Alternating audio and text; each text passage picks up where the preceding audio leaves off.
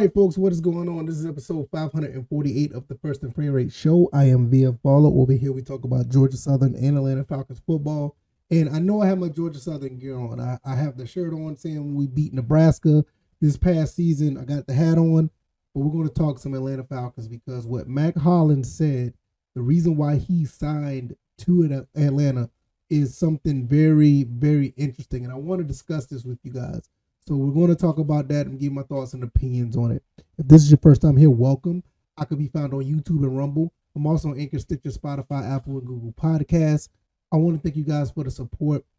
The viewership and the listenership is up, and it all thanks to you guys. You guys make this go.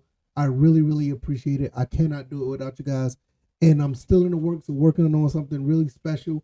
Hopefully that can get together maybe around the beginning of next week.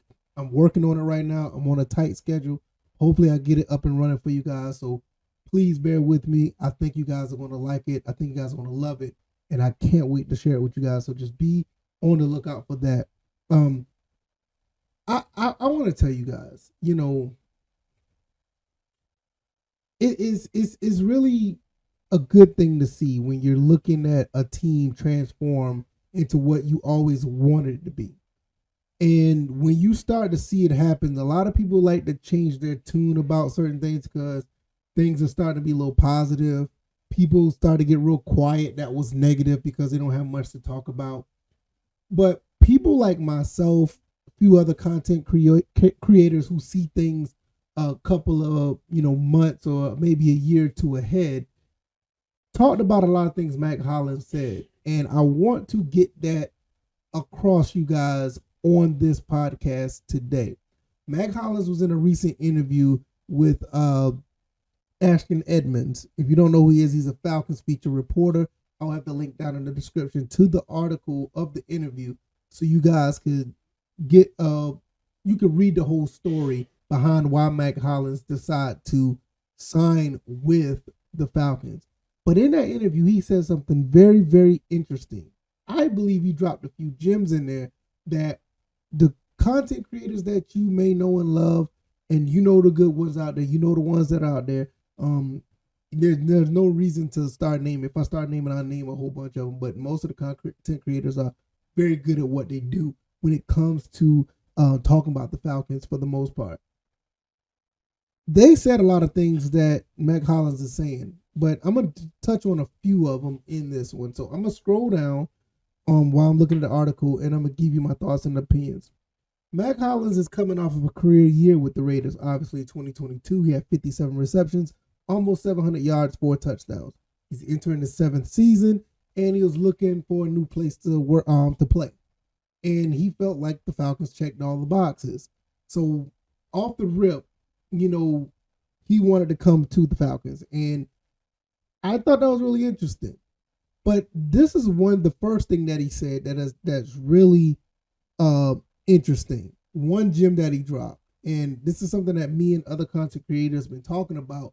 And it's good to hear this from an outsider. Mack Hollins is an outsider coming in.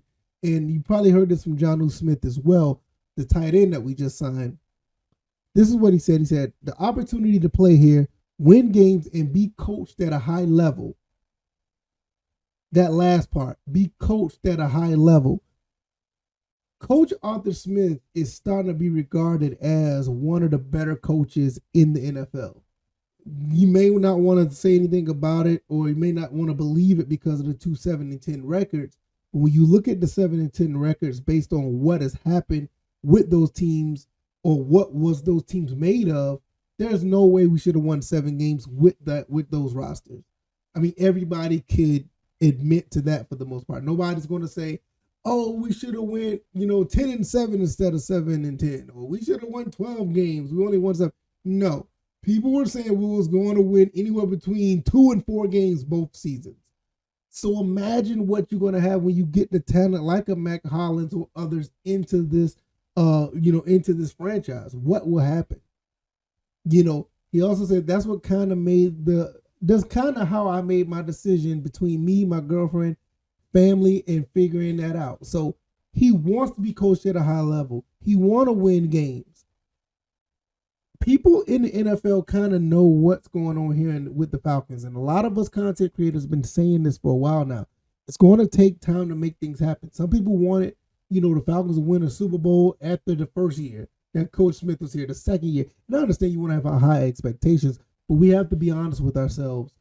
It's not going to happen that way. It rarely ever happens that way. First year coach, and you was already in cap, the cap space that we had the problems with. It was a big problem. So when we finally got that money, got under the cap, we started getting guys like Jesse Bates, David Anamaya, Caden Ellis, Taylor Heineke, Jonnu Smith. Now we got, Mack Hollins. You also signed a couple other cornerbacks. He signed a couple cornerbacks. Calais Campbell may be coming. You have a lot of guys that are here because some people understand what is going on with this team. It was pretty cool. In previous years, Hollins said he would typically only have one option on the table. Hollins didn't really know how this offseason would pan out, but he trusted the process and let his agent navigate the best deal. So there he goes in to talk about what his agent done. You always want to have a good agent. That quarterback that we don't mention on this channel anymore that plays for the Ravens, he doesn't have an agent, and look where he is now. I really wish he would get an agent. He'll probably get a good deal if he would have had one, but it looks like that's not going to work out very well. Nevertheless, when Hollins first met Coach Arthur Smith and General Manager Terry Fontenot, he said the connection was organic. Hollins and Smith, so they both played football at University of North Carolina. Fontenot knew him for years. Kind of interesting to know where that connection, like when Fontenot knew him. That's kind of interesting because Terry Fontenot, his tentacles go all over the NFL as well. So he has a lot of connections within the NFL and knows talent very well. He said, as he's gotten older and played for more years in the league, this is his 7th year, I've learned to gravitate towards that. Oh, hold on, let me see. Let me just keep going. Gravitate towards that and not force myself into situations where on paper it looks good, but I don't really vibe with them. The more I go more towards people that I genuinely feel like I can vibe and have a connection with. With Terry and Arthur, I feel like I can kick it with them. Whether I play for them or not, it's exciting to be a part of something like this. Now, this is one red flag I would like to, put out there. You really don't want your coach and your GM to be having that kind of relationship, but maybe it's something that I don't know. But if it works, I'm going with it. Hollins now joins Drake London, Frank Darby, and Jared Bernhardt. Kind of interesting that he put Frank Darby and Jared Bernhardt here. I wonder if Darby and Bernhardt's going to continue to be on the team, especially Bernhardt. I think he's a diamond in the rough. In the contrast last season, while playing alongside Raiders wideout Devontae Adams, Hollins is now the veteran among Falcons receivers. See, now that's another thing.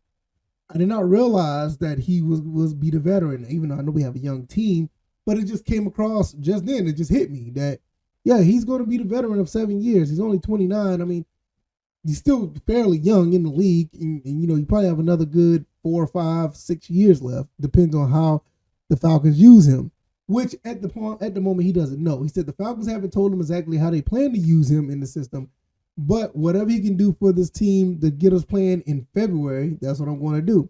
I love that attitude. You want to put everything out there and put yourself out, or you want to put everything out there to make sure you want the best for this team. And he's on a 1-year deal, so it's like a prove-it deal for him. Really interesting to see how this will play out for him. He also goes to say, I definitely feel like I can bring another high-powered receiver to the offense, but also play a significant role in the run game. Listen to that. Significant role in the run game. Tyler Algier is going to love this. I've had my career where I've been a run blocker and know when you have a high-powered run-pass game, it's a hard-to-stop offense. I agree. And him standing at 6'4", 221, getting him to be a run blocker in times we run the ball, there's going to be some problems, for some teams. Tyler Algier, Cordell Patterson, they're going to love this. They'll absolutely love it. Hollins also adds height, like I said, 6'4", 221. Size is something that you can't teach. And we have a room full of guys that are fortunate in that aspect, Hollins said. I'm glad to be a part of it and then have an offense that's tailored that makes it even better. If you have offenses not tailored to big guys, then you have big guys that don't really work out that well. So I'm definitely excited for the opportunity to go out and maximize this offense. I mean, just listen to. It seems like he's saying all the right things, and that's really awesome.